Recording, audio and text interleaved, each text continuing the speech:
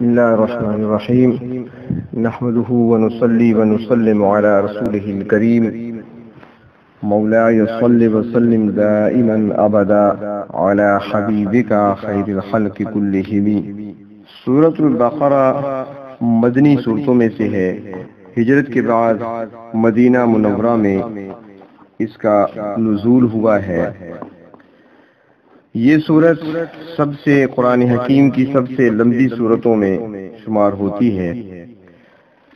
اس سورت میں 286 آیات، 6221 کلمات، 52,50,000 حروف اور 40 رکوعات پر مشتمل ہونے کی وجہ سے قرآن مجید کی سب سے بڑی سورت ہے۔ تفسیر معالف العرفان جلد اول، تفسیر احسن البیان جلد اول۔ سورۃ البقرہ کی وجہ تسمیہ کیا ہے؟ اس کو سورۃ بقرہ کیوں کہا جاتا ہے؟ بقرہ عربی زبان میں گائے کو کہا جاتا ہے اور اس سورت کا نام بقرہ ہے۔ بقرہ گائے کو کہتے ہیں، لیکن بیل کو بھی یہ کہا جاتا ہے، یعنی نر اور مادہ دونوں پر بقرہ کا لفظ بولا جاتا ہے۔ اس کی وجہ مفسرین حضرات بیان کرتی ہیں ایک مشہور واقعہ کہ اس صورت میں ایک واقعہ بیان ہوا ہے کہ حضرت موسیٰ علیہ السلام کے زمانہ میں عامیل نامی ایک شخص کو اس کے بھتیجوں یا چچا زاد بھائیوں نے اس کی جائیداد پر قبضہ کرنے کی خاطر قتل کر دیا تھا۔ ان کا خیال یہ تھا کہ یہ فیصلہ تو گواہوں پر ہوتا ہے اور موقع کا گواہ تو کوئی ہے نہیں، لہذا بات آئی گئی ہو جائے گی۔ چنانچہ قتل کرنے کے بعد یہ حضرت موسیٰ علیہ السلام کے پاس گئے کہ ہمارے چچا کو کسی نے قتل کر دیا ہے، ہماری دادرسی کی جائے اور معلوم کیا جائے کہ قاتل کون ہے۔ حضرت موسیٰ علیہ السلام نے فرمایا اللہ تعالیٰ کا حکم آ گیا۔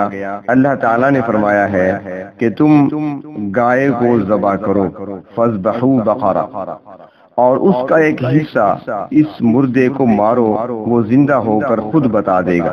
یہ پورا واقعہ تفصیل کے ساتھ آگے آئے گا پہلے پارہ میں۔ تو خود وہ بتا دے گا کہ میرا قاتل کون ہے۔ چنانچہ انہوں نے کافی لیت و لعن کے بعد گائے کو ذبح کیا۔ جب اس کا ایک حصہ مردے کو مارا گیا تو اس نے بتایا کہ میرے قاتل فلاں ہیں۔ تو چونکہ اس صورت میں اس بقرہ کا ذکر ہے، اس لیے اس صورت کا نام سورۃ بقرہ رکھا گیا، یعنی وہ صورت جس میں گائے کے ذبح کرنے کا ذکر ہے۔ اگرچہ اس صورت میں اور بھی کئی واقعات ہیں، مگر اس واقعہ کی مناسبت سے اس کا نام سورۃ بقرہ رکھا گیا، اور یہ صورت قرآن کریم کی تمام صورتوں میں سے سب سے بڑی صورت ہے اور مدینہ منورہ میں نازل ہوئی ہے۔ موجودہ ترتیب میں اس کا نمبر 2 ہے، یعنی پہلے نمبر پہ سورۃ فاتحہ ہے اور دوسرے نمبر پر سورۃ بقرہ ہے، لیکن نازل ہونے میں اس کا نمبر 87 ہے، یعنی اس سے پہلے 86 سورتیں نازل ہو چکی تھی، 87 نمبر پہ یہ نازل ہوئی ہے۔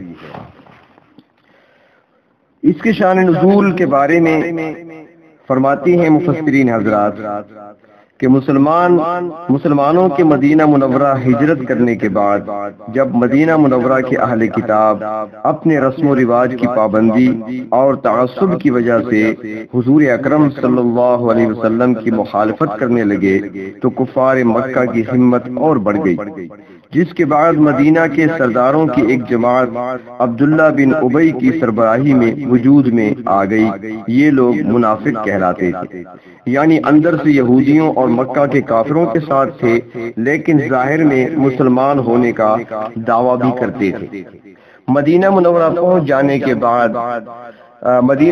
پہنچ جانے کے فوری بعد تینوں جماعتوں یعنی یہود، کفار مکہ، منافقین کے شکوک اور شبہات کو دور کرنے اور مسلمانوں کو ان کے منصوبوں کی خبر دینے کے لیے اللہ تعالیٰ نے اس سورت کی ابتدائی آیات نازل فرمائیں، اور تفصیل کے لیے دیکھا جا سکتا ہے تفسیر حقانی جلد 2 کو۔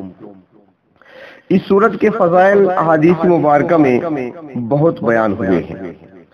چنانچہ ایک حدیث شریف میں آتا ہے صحیح مسلم میں یہ واقعہ درج ہے، تفاسیر کے اندر بھی درج ہے کہ ایک صحابی رسول حضرت اسید بن حضیر رضی اللہ تعالی عنہ ایک رات سورۃ البقرہ کی تلاوت فرما رہے تھے۔ ان کا گھوڑا ان کے قریب ہی بندھا ہوا تھا اور ان کا بچہ یحییٰ بھی ان کے پاس سو رہا تھا۔ انہوں نے تلاوت کے دوران دیکھا کہ اچانک ان کا گھوڑا بدکنے لگا، حرکت کرنے لگا۔ یہ دیکھ کر انہوں نے تلاوت کو روک لیا تو اس گھوڑے نے بھی سکون لیا، یعنی ٹھہر گیا۔ جب انہوں نے دوبارہ تلاوت شروع کی تو گھوڑے نے پھر وہی حرکت شروع کر دی۔ اسی طرح 3 مرتبہ ہوا۔ انہوں نے یہ صورتحال دیکھ کر تلاوت روک لی کہ کہیں یہ گھوڑا ان کے بچے کو نقصان نہ پہنچا دے۔ جب انہوں نے اوپر کی طرف دیکھا، یعنی نماز کو مکمل کیا، اوپر کی طرف دیکھا تو انہیں ایک نورانی بادل نظر آیا جس میں آسمان سے زمین تک مشعلیں روشن تھیں۔ وہ یہ دیکھ کر باہر نکل گئے۔ صبح جب حضور اکرم صلی اللہ علیہ وسلم سے اس واقعہ کا ذکر کیا گیا تو آپ علیہ السلام نے فرمایا کہ وہ فرشتے تھے جو تمہاری سورۃ البقرہ کی تلاوت سن کر آئے تھے۔ اگر تم صبح تک پڑھتے رہتے تو وہ بھی صبح تک موجود رہتے اور لوگ ان کو دیکھ بھی لیتے۔ پھر آپ نے ان کو نصیحت کی کہ وہ اس سورت کو پڑھا کریں۔ لیکن وہ لوگ دل سے پڑھا کرتے تھے، ہم زبان سے پڑھتے ہیں، ہمارے دلوں میں کچھ اور ہوتا ہے۔ اس لیے میں اکثر کہا کرتا ہوں، وہ علامہ اقبال کا شعر ہے، میں تھوڑی سی اس شعر میں ترمیم کر کے کہا کرتا ہوں کہ الفاظ و معانی میں تفاوت نہیں، لیکن حافظ کا پڑھنا اور ہے، عاشق کا پڑھنا اور۔ وہ عاشق بن کر پڑھا کرتے تھے۔ تو بہرطور اللہ کے رسول صلی اللہ علیہ وسلم نے ارشاد فرمایا کہ اس سورت کو پڑھا کرو۔ تفسیر قرطبی میں صحیح مسلم جلد اول کے حوالے سے حدیث درج ہے۔ حضرت ابو امامہ باہلی رضی اللہ تعالیٰ عنہ سے روایت ہے کہ رسول اللہ صلی اللہ علیہ وسلم نے ارشاد فرمایا کہ سورۃ البقرہ کا پڑھنا باعث برکت ہے اور اس کا چھوڑنا باعث حسرت و بد نصیبی ہے۔ نیز اس سورت کے پڑھنے والوں پر کسی قسم کے جادو کا اثر نہیں ہوگا۔ اسی طرح تفسیر قرطبی جلد اول میں ہے۔ حضرت ابو ہریرہ رضی اللہ تعالیٰ عنہ روایت فرماتی ہیں کہ رسول اللہ صلی اللہ علیہ وسلم نے ارشاد فرمایا کہ اپنے گھروں کو قبرستان مت بناؤ، شیطان اس گھر سے بھاگ جاتا ہے جس میں سورۃ البقرہ کی تلاوت کی جائے۔ اور اسی طرح تفسیر ابن کثیر جلد 2 میں ہے۔ حضرت ابو ہریرہ رضی اللہ تعالیٰ عنہ فرماتی ہیں کہ جناب رسول اللہ صلی اللہ علیہ وسلم نے ارشاد فرمایا کہ اس سورت میں ایک آیت ایسی ہے جو قرآن کی تمام آیات سے اشرف اور افضل ہے، اور وہ آیت الکرسی ہے۔ اور اسی طریقے پر تفسیر ابن کثیر جلد 2 میں یہ روایت بھی نقل کی گئی ہے کہ حضرت عبداللہ ابن مسعود رضی اللہ تعالیٰ عنہ نے فرمایا کہ جس شخص نے کسی رات میں سورۃ البقرہ کی 10 آیات پڑھی تو اس رات شیطان اس گھر میں داخل نہیں ہوگا۔ وہ 10 آیتیں یہ ہیں: 4 آیتیں الف لام میم سے لے کر مفلحون تک، پھر آیت الکرسی، اور اس کے بعد 2 آیتیں یعنی ہم فیہا خالدون تک، اور پھر آخری 3 آیتیں آمن الرسول سے قوم الکافرین تک۔ یہ بنتی ہیں کل 10 آیات بنتی ہیں۔ تو فرمایا جو 10 آیات شام کو پڑھے گا، رات کو پڑھے گا، تو اس رات شیطان اس گھر میں داخل نہیں ہوگا۔ ایک اور صحابی فرماتی ہیں، تفسیر ابن کثیر جلد اول میں ہے، وہ فرماتی ہیں کہ رسول اللہ صلی اللہ علیہ وسلم نے ارشاد فرمایا کہ سورۃ البقرہ قرآن کی بلندی اور شان ہے، اس کی ہر آیت کے ساتھ 80 فرشتے نازل ہوئے تھے۔ اور اسی طریقے پر تفسیر ابن کثیر جلد اول میں ایک دوسری حدیث موجود ہے۔ حضرت عبداللہ ابن مسعود رضی اللہ تعالیٰ عنہ سے روایت ہے کہ رسول اللہ صلی اللہ علیہ وسلم نے ارشاد فرمایا کہ میں تم میں سے کسی کو ایسا نہ پاؤں کہ وہ سورۃ البقرہ کو پڑھنا چھوڑ دے۔ بے شک جس گھر میں یہ سورت پڑھی جاتی ہے اس گھر کو شیطان چھوڑ دیتا ہے۔ تو اس لیے ہمیں چاہیے کہ احادیث مبارکہ پر عمل کرتے ہوئے بجائے اس کے کہ ہم عاملوں کے دروازوں پر دوڑتے رہیں، ان کے پاس تعویذات کے چکروں میں پڑے رہیں، ہمیں چاہیے کہ سرکار دو عالم صلی اللہ علیہ وسلم کی نصیحتوں پر عمل فرماتے ہوئے سورۃ البقرہ گھروں میں پڑھتے رہیں، گھروں کو قبرستان بننے سے بچائیں۔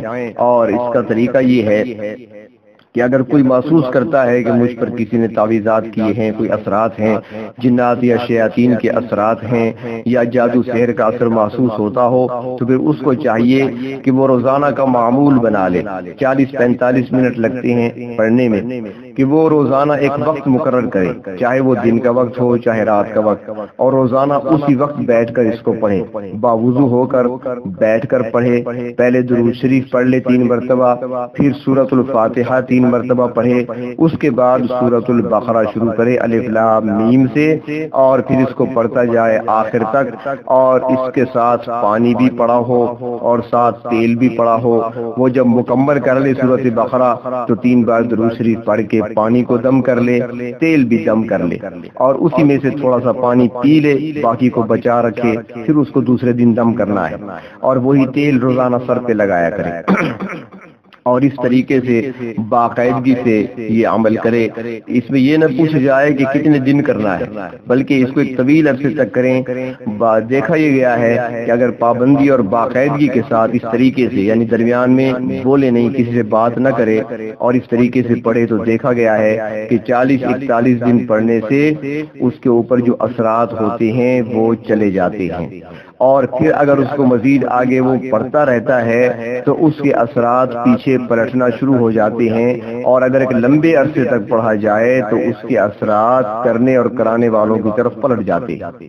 تو ہم نے کسی کو نقصان تو نہیں پہنچانا، لیکن مقصود یہ ہے کہ جتنا لمبا عرصہ پڑھا جائے گا اتنا ہی فائدہ ہوگا، گھر ہمارے روشن ہوں گے، اور وہ مکان جن مکانوں میں، جن گھروں میں راتوں کو تلاوت ہوتی ہے، وہ آسمان والوں کو ایسے نظر آتے ہیں، وہ مکان جیسے ہمیں زمین سے آسمان کے ستارے چمکتے ہوئے نظر آتے ہیں، ان کو وہ گھر ایسے روشن اور چمکتے ہوئے نظر آتے ہیں۔ اس لیے اگر ہم اس کی باقاعدہ تلاوت کریں گے تو اس کا فائدہ ہمیں یہ بھی ہوگا، لیکن پڑھنا ہم نے ثواب کی نیت سے ہے۔ جیسا کہ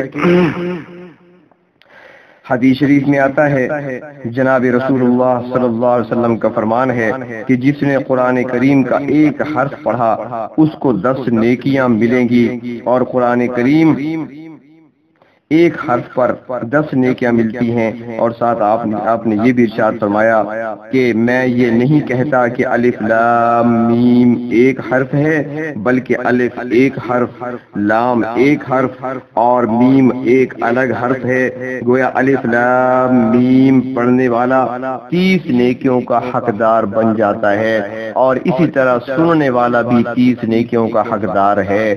تو الف لام میم 3 حروف ہوئے، اور ان پر یہ اجر ملتا ہے۔ اور جو سورۃ البقرہ پڑھے گا تو اس میں میں نے پہلے عرض کر دیا کہ 52,50,000 حروف ہیں، اب ایک کے بدلے میں 10 نیکیاں ہیں، اور دیکھا جائے تو 52,50,000 کو اگر 10 کے ساتھ ضرب دی جائے تو کتنا جواب آئے گا۔